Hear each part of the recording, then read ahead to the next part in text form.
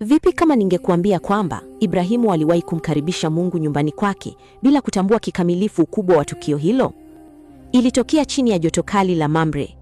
Ibrahimu alikuwa amekaa mlangoni mwa hema lake katikati ya mchana, akiwa amechoka, mzee na bado akibeba ahadi iliyokuwa inaonekana haiwezekani. Miaka ilikuwa imepita, mwili wake ulikuwa umedhoofika. Sara alikuwa amezeeka pamoja naye, na mtoto ambaye Mungu alikuwa ameahidi bado hakuwa amekuja. Kila msimu uliopita ulifanya ile ahadi ionekana kuwa mbali zaidi. Kila mwaka ulifanya tumaini kuwa gumu zaidi kushikilia. Kisha ghafla, watu watatu walitokea kwa mbali. Kulikuwa na kitu fulani juu yao kilichomfanya Ibrahimu kusogea mara moja. Hakubaki amekaa.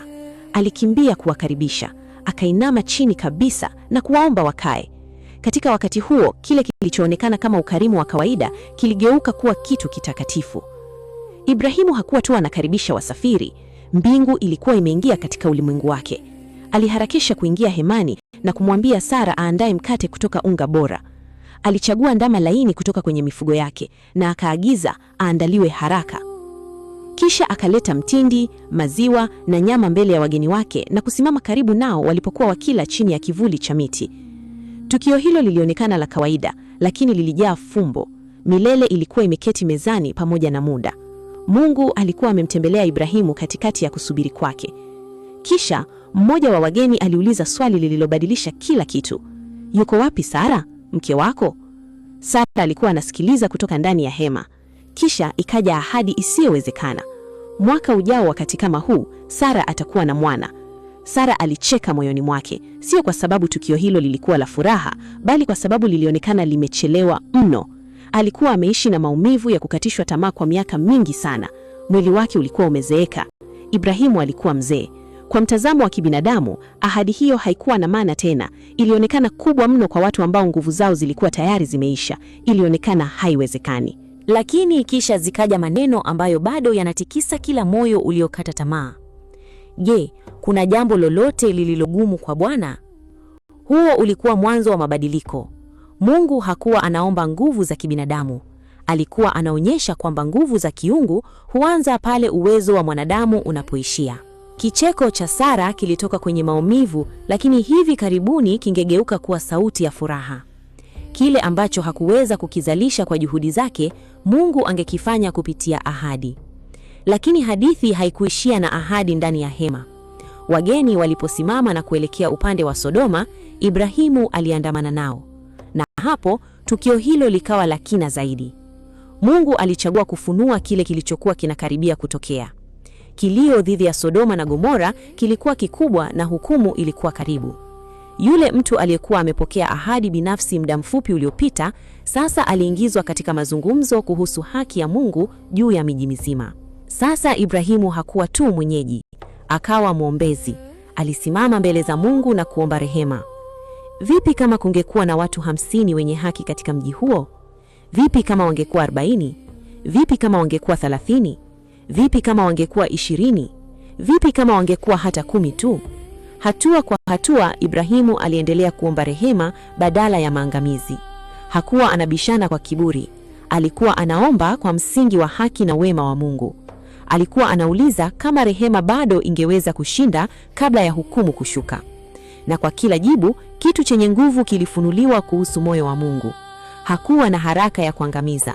Alikuwa tayari kuokoa wengi kwa ajili ya wachache.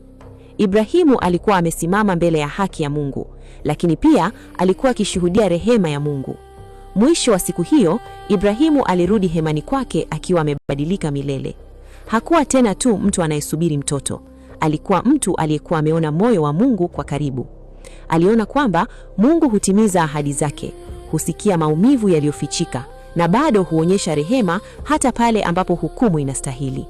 Na kicheko cha Sara hakikubaki kuwa cha mashaka. Hivi karibuni kingegeuka kuwa kicheko cha muujiza. Kwa sababu Mungu anaposema lisilowezekana halikuwa mwisho wa hadithi. Kama unaamini Mungu bado anaweza kufanya yale yanayoonekana hayawezekani, andika amina kwenye maoni na ufuatilie kwa hadithi zaidi za Biblia. Ni kwa nini Yuda alimsaliti Yesu? Hapa wasomi wengi wa dini ya Kikristo huishia kuwa na jibu kwamba hatuwezi kuwa na uhakika kabisa kwa nini Yuda alimsaliti Yesu. Japo wasomi wa Biblia na dini ya Kikristo yako mambo mbalimbali wanayafafanua kuhusu Yuda, na mambo hayo yanamtia kitanzi cha ubaya Yuda Iskarioti. Wasomi wa dini ya Kikristo wanasema kwamba japo Yuda alichaguliwa kuwa mmoja wa wale mitume 12, lakini bado ushahidi wote wa maandiko matakatifu unaashiria kwamba kamwe Yuda hakuamini kuwa Yesu ni Mungu. Na tena pengine Yuda hata hakushawishika kwamba Yesu alikuwa angalau ni Masihi. Tofauti na wanafunzi wengine waliomuita Yesu Bwana, Yuda kamwe hakutumia jina hilo kwa Yesu, na badala yake alimuita mwalimu, ambalo lilimtambua Yesu kama mwalimu tu.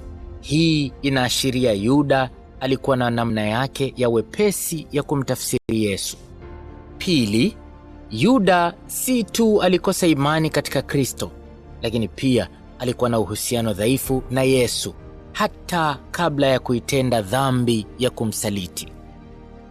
Niwakumbushe wakati muhtasari wa Injili unaorodheshwa, wale mitume 12 waliorodheshwa kwa mpangilio sawa na uwiano wao wa ukaribu na umuhimu kwa Yesu. Kesho yake akawasalimia wanafunzi wake na kuchagua 12 miongoni mwao ambao aliwaita mitume.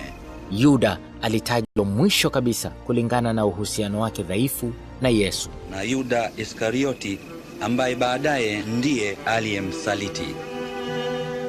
Mitume halisi 12 wameorodheshwa katika Mathayo 10 mstari wa 2 mpaka wa 4. Imeandikwa, na majina ya hao mitume 12 ni haya: wa kwanza Simioni aitwaye Petro na Andrea nduguye, Yakobo wa Zebedayo na Yohana nduguye, Filipo na Bartolomeo, Tomaso na Matayo mtoza ushuru, Yakobo wa Alfayo na Tadayo, Simioni Mkananayo na Yuda Iskarioti, naye ndiye mwenye kumsaliti. Mwisho wa kunukuu. Mpangilio wa jumla umeaminika kuonyesha utengamano wa ukaribu wa uhusiano wao kibinafsi na Yesu.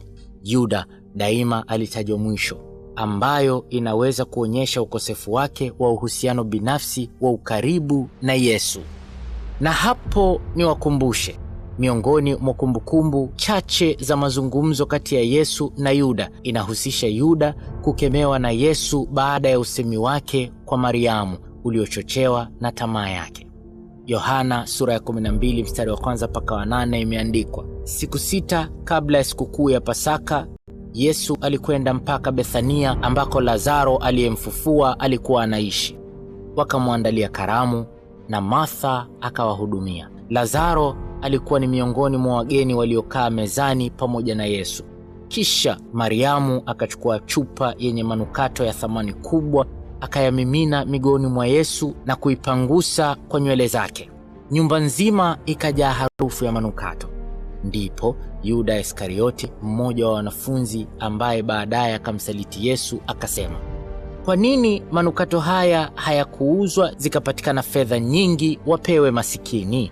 Yuda alisema hivi si kwa kuwa aliwajali sana maskini, bali kwa kuwa alikuwa mwizi. Kama mtunza fedha, alikuwa mara kwa mara anaiba kutoka katika fedha alizokabidhiwa.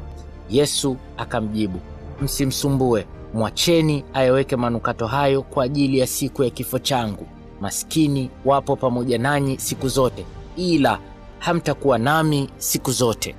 Mwisho wa kunukuu andiko. Katika kisa hiki, Biblia inamlaumu Yuda kuwa alitaka manukato hayo yauzwe ili pesa zije kwake yeye, kwa kuwa alikuwa ndiye mtunza hazina, na kisha akaamini walau atapata kuiba. Biblia katika andiko hilo inamtaja Yuda kuwa mwizi. Yapo wasomi wengine wa Injili ya Yuda na machapisho mengine ya dini wanasema Yuda alikuwa mwenye kumkosoa sana Yesu katika mahali ambapo aliamini Yesu amekosea. Ni yeye Yuda peke yake aliyekuwa akionekana mwenye nguvu hiyo. Nitakutolea mfano kisa kingine. nyingine pale Yesu alipoitwa kwa kuambiwa kuwa baba na mama yake wako nje wanamuita, lakini jibu alilolitoa likamkwaza Yuda, na japo kwenye Biblia